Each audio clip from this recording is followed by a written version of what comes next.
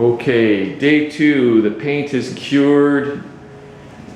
Here's a diamond plate. That actually looks pretty slick, and I like the fact that it's just in that portion. A little shadowing around the I/O panel. Now we're gonna start doing graphics, and Brad and I have pulled together some ideas for some kind of sci-fi futuristic graphic designs, and he's gonna hook me up with some stencils so I can work on that. He can go back to doing his own job. Yep, bicycles.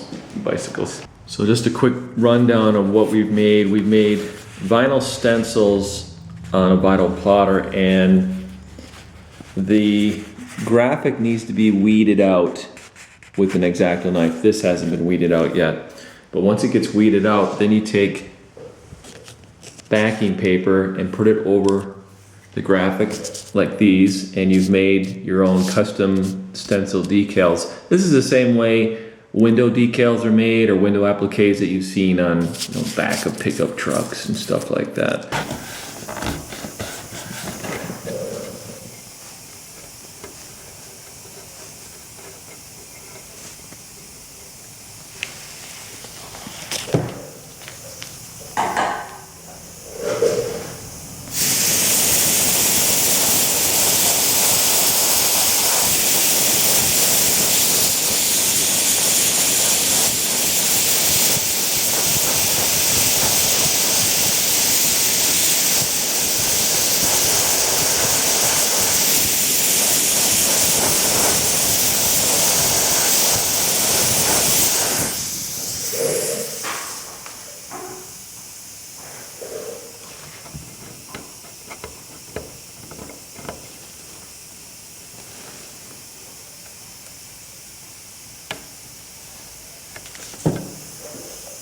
What I did here is I had this stencil, I laid down the lime green, and then I scuffed up the paint before I peeled back the stencil, because I don't want to ruin this acrylic window. I don't want to put scratches all over it.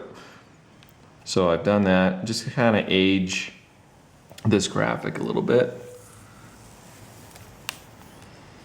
I just gotta use my finger to peel it off. Looks so cool. Looks like a sticker, doesn't it? But it was paint. How cool is that, Lenny? Very cool. Lenny, he knows what's cool. Yeah. Then what I can do is just this extra overspray, can just kind of wipe it off. It doesn't have to be perfect because the whole theme is kind of a bit weathered and distressed, so. And there you have it.